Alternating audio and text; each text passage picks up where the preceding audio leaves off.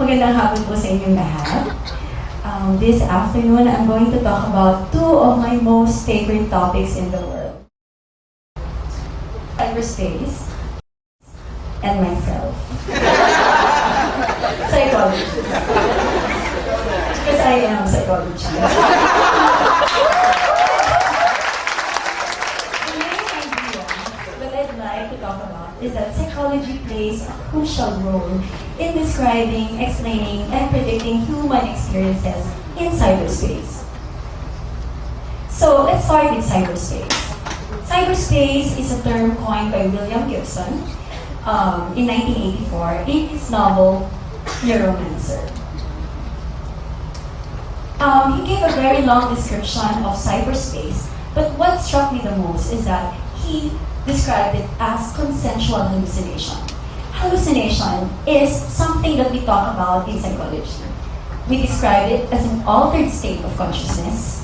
Okay, so an altered state of consciousness different from your current awareness. You are probably, well, I would like to assume that you are currently aware of what's going on. Okay, so that even when you're looking at me, you know that I am real. I'm not a fantasy. So in this individual experience, it is also beyond voluntary control. So when you talk about consensual hallucination, you talk about it being in your current awareness. It's a shared experience. It's under voluntary control. So I would say that cyberspace is a psychological experience. Okay, so what happens when we navigate this realm called cyberspace?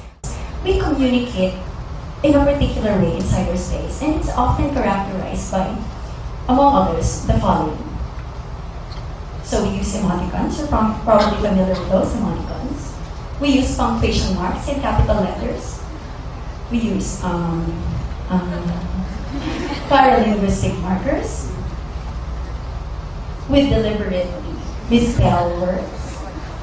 We use acronyms like GDG, HB, very good, hurry back, you say with a name, PTYL, talk to you later, ILY, love you too, and wombat, waste of money, brains, and time. Okay. So, in this world called cyberspace, how do we create our existence? How do we create the self? We create the self through self-description. So you describe yourself on your profile, websites. You use pictures through your behaviors and the things that you do online, and through your avatar.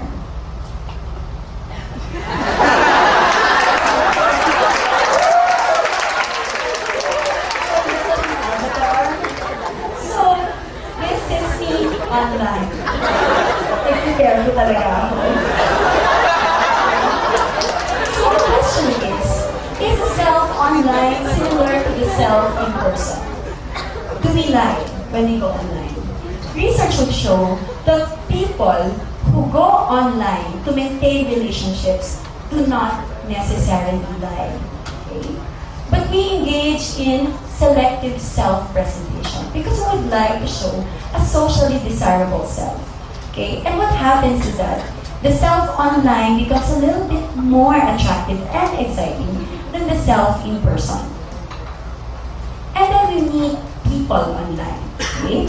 Although, most of the time, people go online to maintain relationships, not really to meet strangers. But then, sometimes we meet strangers, and we meet somebody like this one. So, okay, he's from CSSP. He took law in the UP College of Law for more cluster representation. And he likes sports, poetry, and he's single. Like, he looks like Derek Ramsey. And he has a pet dog. Okay, let me share that in research done by a dating site, They found out that profile pictures of men who are not looking directly at the camera, okay, and not smiling are judged to be very attractive. So I'm sure magpapalit na kayo ng profile picture. Pero, how about women? How about women? Okay? Women who are looking directly at the camera in a flirty way are judged very attractive.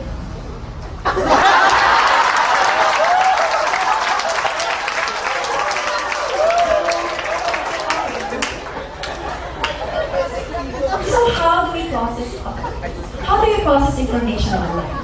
People who are part of our in-group are judged readily as very attractive. Also, we infer certain characteristics about them by virtue of their membership in the group. Okay? So, he's from UP. How can you not like him?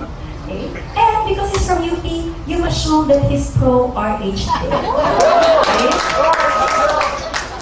Also, online, because of the lack of cues or because of the limited cues, we fill in missing information with our ideas. And so we end up with an idealized perception of the other. Okay? So, he has a pet. So, he's a fuhu material. Future husband material. Not a fubu material. Okay? So, with selective self-presentation, plus idealized perception of the other, you have a romantic relationship that is hyper-accelerated, it happens so fast, and idealized. So, there's a change in status. I like it.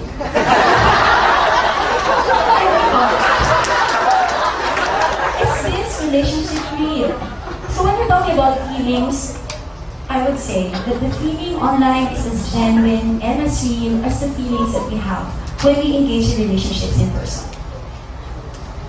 Human motivations are the same online and in person, but the medium limits self-presentation and it also distorts perception of the other. So that when these two people meet, okay, there's disappointment, there's disillusionment, and the relationship fails. Okay? But there are people who find true love online. Okay? You might be tempted to Google true love. And you will come up with 345 million results. But how many of them are actually hits? Romantic relationships is just one of the many human experiences that is changed by technology. You can probably think of many others, like online dating, plagiarism, cybersex. Did I say sex? Cyberpsychology is very important, and that I would like to assert. Okay? It's time to do systematic studies of human experiences in cyberspace. But initially, it was considered as esoteric and frivolous. And maybe, in our case, it can also be considered elitist. Because if you really think about it, there are only 30% of the total population access the internet. Okay? But it's important early on that we understand these behaviors because eventually people will catch up. Okay? And I believe that psychology is important in our understanding of human life. It isn't complete without looking into the juxtaposition and interpenetration of online and in-person living. Studying online experiences is as important as internet technology development. If we understand the heart and mind of human beings in cyberspace, we can maximize internet technology in promoting well-being of individuals and ultimately of societies. And through psychology, we can understand human and technology interface better, and this can provide direction to further develop technology in the service of human welfare, whether it be in language and literature, weather forecasting, music and engineering, mass media and society, and self, and our quest for happiness.